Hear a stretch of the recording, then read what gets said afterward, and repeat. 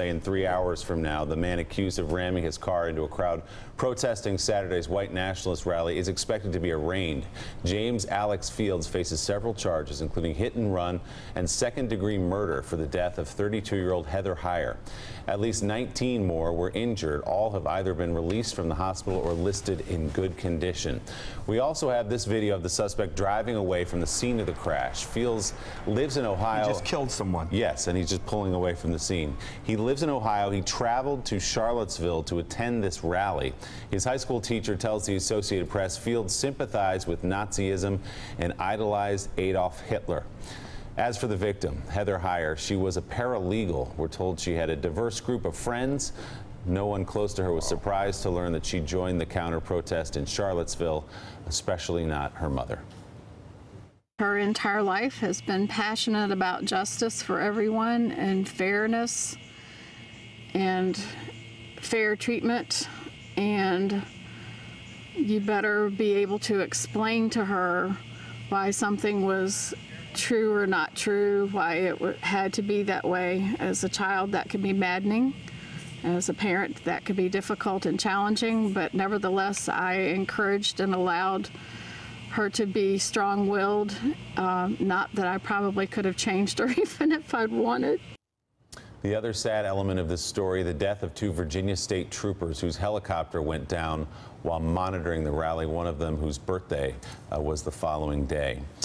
Gene, I'll let you take it away. Just one, Donald Trump has been tweeting this morning. The president has 3 tweets. One just announcing that he's going back to Washington to talk trade and military. Another, his endorsement of Luther Strange in that primary in Alabama. And then the most recent one, the obstructionist Democrats have given us some of the worst trade deals in world history. I am changing that fast. Nothing so far today, and perhaps nothing, again, directly at least, from the president about what happened in Charlottesville. Yeah, I mean, at some point today, maybe they'll get him to issue, something more. But remember, Donald Trump did not just receive the support of white supremacists. He invited it. He welcomed it. He led the birther movement, which had very, very clear not just racial overtones but racial content. He tweeted in 2014 that President Obama was doing such a bad job that we wouldn't have another black president for decades, which says a lot about how he saw race and how he saw blackness and whiteness. So this is not a new Donald Trump. This is who Donald Trump is. What this says, Gene, to building your point, what it says to young people and young people aspiring to go into politics, and even Luther Strange is being endorsed by this president today. They're going to have to answer these questions. I was pleased to see some Republicans be critical of him, as I know we all were. But 2 last things, and something we got to think about as a country. Donald Trump achieved a higher vote get of African Americans than McCain and Romney. He also achieved a higher vote get of Latina voters than both McCain and Romney. So at some level, we all have to step back, because all of these things were happening during the campaign, and wonder who are we and what were we thinking as a country? And particularly, I am African-American voters and Latina voters. What were we thinking we were going to get, that you were going to get? I didn't vote for him. What were we thinking you were going to get out of this guy that is different than the way he campaigned during the campaign? Not asking you for an answer there, Eugene, but it's interesting to put all of that in proper context. No, I think that's a very good question, Harold, and it's a question we ought to ask. I mean, if you recall during the campaign, there was a lot of criticism of Hillary Clinton's or Bill Clinton's role in mass incarceration, and there had been attempts to sort of cool off any sort of African American ardor for her candidacy, and I think that was at least partly successful. But you're right. We should look at why in the world did black folks and Latinos vote for Donald Trump, and what did they expect? Because I can tell you what they're getting. You know, Bob, we've been talking this morning about many of the Republicans on Capitol Hill that you cover breaking with the president on the rhetoric of Saturday and coming out forcefully, whether it's Marco Rubio or Ted Cruz or John Kasich or Lindsey Graham, right on down the line, condemning in very clear terms, and in fact, Marco Rubio calling this an act of terrorism. Whether or not this is some kind of a breaking point between congressional Republicans and the President of the United States. But I would just go back time and time and time again when we've asked this question, is this a bridge too far for Republicans? Going back to his comments about John McCain at the very outset of his presidential campaign, and they've always found a way back to Donald Trump. Do you think it's different this time? It's hard to say if it's different, Willie. There have been so many times where President Trump or candidate Trump had controversial situations, inflamed different national moments, and the Republicans issued denunciations of his statements or condemnations even, but they've always come back to him. They voted, most of them did, in November for President Trump. Very quickly, all this reminds me of a conversation I had with then candidate Trump in 2015. I asked him about race and the silent majority in the 1968 campaign and Richard Nixon, and it was so telling back then. It's just like now. He shrugged off those kind of questions. There's a real gap between how President Trump thinks through these kind of issues and how we in the press and others in the Republican Party and the Democratic Party do. He thinks, he kept coming back to this point, I'm the least racist person you've ever met. I'm going to do better with black voters and Hispanic voters than you can ever imagine. And he has this belief that the way we cover and talk about these issues is off to him, and he does not want to engage.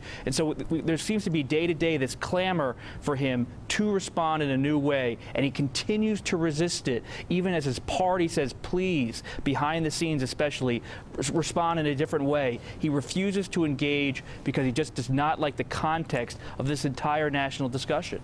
Nick, it's funny, if you look at that statement the White House put out yesterday, not signed from the president, it was not directly from President Trump, from an unnamed spokesman, it was almost like, okay, fine, you guys win. We'll say what you want us to say. Reluctantly putting out a statement, basically saying this is what he meant when he said he condemned all racism. So of course that includes white supremacists. They say KKK, neo-Nazi, and all extremist groups. Do you think the White House feels like it has turned the page on this and they can walk away from it? It's not clear to me. Look, I think that there's obviously people in the White House who are pushing for that statement, who are probably pulling their hair out. And I also think that the president sees these discussions in terms of what it takes away from him, that somehow to say this was bad is giving in to his critics. And that's a very narrow prism, obviously. So he doesn't start with the thought that those people are bad, I'm going to say they're bad. He says, well, you know, if I put out a statement, then I'm playing the game, I'm giving in to my critics to say I'm not doing enough. And it's strange to me that that is his driving, or seems to be his driving motivation in these encounters, instead of what's right, what's wrong. I think we have to stop the calculus of, well, he's playing to his base, this is knows what got him there. And Gene, I'd love your opinion on this and everybody's opinion, because the question is, I had always early on felt, no, you know, he's not a racist, he's horribly Machiavellian and horribly manipulative, but he's playing this game to get where he needs to get to. And I think we have to stop that rationalization that, oh, he is just in a very dispassionate way being political and he's just an out-and-out racist. Because you couldn't as a human respond any other way at this point.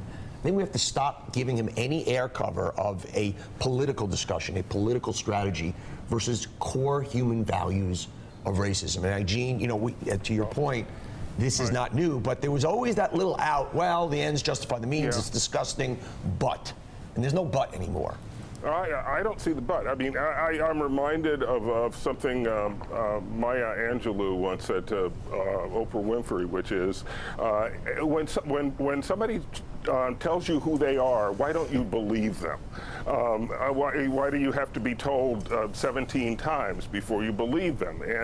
And you know, incident after statement after controversy over the years, why don't we believe Donald Trump? Why don't we believe that he means what he seems to mean, which is obviously blatant racism as far as I can see. So Richard, in the background of this, before this bubbled up, we had the prospect of a nuclear exchange with North Korea in the headlines. And then, as we played a minute ago, the president raised the possibility of a military strike against Venezuela. Just pulled that out of the clear blue sky. What is the effect of the president appearing the way he did this weekend at home abroad? What does the world see when it watches this? Well, again, it diminishes the authority of this president. It diminishes the authority of the United States. If, by definition, if you're an American ally, you've essentially put your eggs in our basket. You've given us the trust for your security.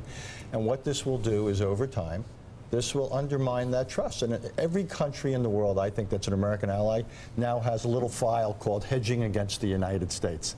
They don't know what this president's going to do. They don't know how long he's going to be president. They don't know if he's an aberration or if he's now the future. We don't know what succeeds in. Is this the new United States? Yep. So I actually think the post-American world is coming about in part because we set it in motion. We've created fundamental doubts about the United States and our willingness and ability to be there for others. And does there, Richard, become a tune-out factor? Does the world hear him up there saying, ad-libbing, saying, we might launch a military strike on Venezuela, and say, that's just him running his mouth? Or do they have to, because it's the United States, say, well, now we need to prepare for that possibility? Well, the answer is they do have to take it seriously, because you don't know from you're sitting somewhere else what's serious and what's not. We've seen the reaction in Venezuela to his remarks, what he set in motion on Korea. The only ironic thing of all this on North Korea, Willie, which is something I wouldn't have thought before the weekend, is it's actually pushed it a little bit back.